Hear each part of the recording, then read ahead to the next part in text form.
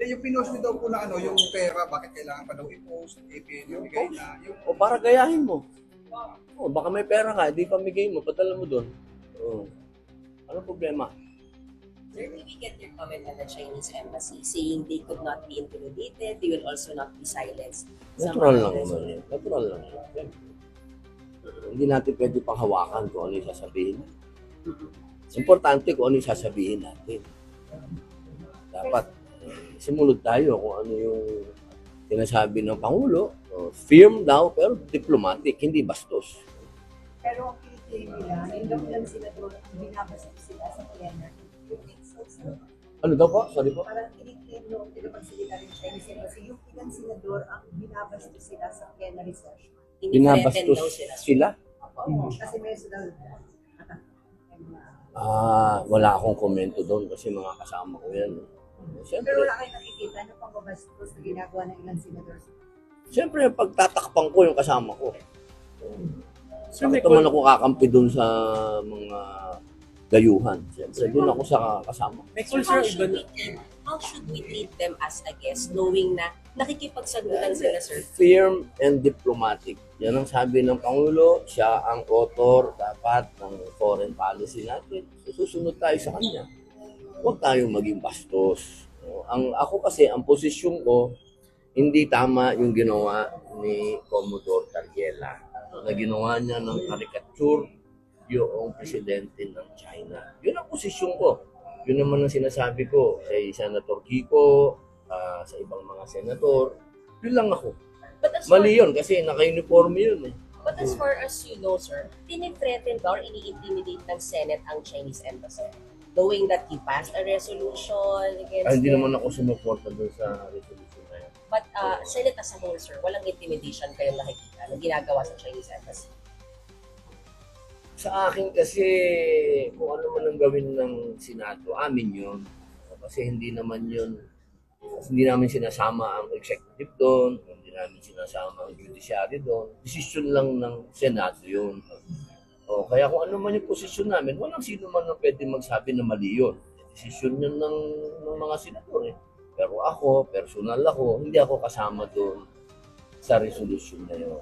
Kasi nga, ang gusto ko tanggalin yung sinasabi na sinusuportahan si Tarriela. Sir, personal according to Senator Ping Jackson, created na daw sa minority at sa majority na member ng Blue Ribbon yung committee report. Nabasa niyo na ba kung meron na ba kayo? Sir, kung pipil na ba kayo? Meron kasi kaming minority report eh. Hindi dahil sa hindi ko sinusuportahan si Senator Ping Lacson. Siyempre, alam naman ng lahat na minority ako. So, siyempre, ang susuportahan ko yung minority report. So you will not sign the... Ay, siguro naman understood na po yun. Pero nabasa niyo na, sir. Nabasa niyo na. Yung Parehong revised. makapal yun eh, ganun kakapal eh. Oo. Pero siyempre, akin na lang muna yung nabasa ko doon. Sir, salamat. Ako sa preliminary investigation na lang, hindi na charges. Ayaw pa rin. Tahimik na lang ako dyan. Hayaan na natin yung majority ang sumagot. Kasi siyempre, meron kami sarili, minority. Sir, napagkasundo ba ng minority block yan na hindi kayo pipirma sa Blue Ribbon report? O hindi, o sarili mo yan? Siyempre, kailangan solid kami sa minority, di ba? Oo, kung ano yung desisyon ng aming minority floor leader, susunod kami. So as far as you know, hindi kayo pipirma po. Yun ang sabi ng aming minority floor leader. walang dilema sa minority. Well, meron naman kaming sa amin, kung gusto mong pumirma, di pumirma ka. Pero ako, susunod ako kay Alan. Sabi ni Sir Alan, wala pipirma for minority. Minority report. You will insist on it. Kumbaga, you'll stand by it, the minority report.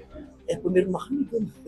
Pero sir, pwede ka naman daw pumirma dun sa committee report kung hindi, halimbawa resolution, amendment, or kaya... Kapag sinabi ni Alan, Okay.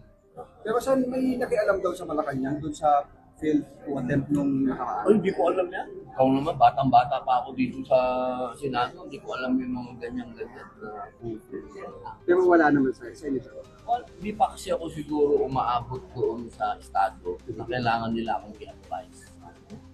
New pipe lang. Okay. Hindi pa naman din ako ang... Pero solid, solid Duterte Black kayo.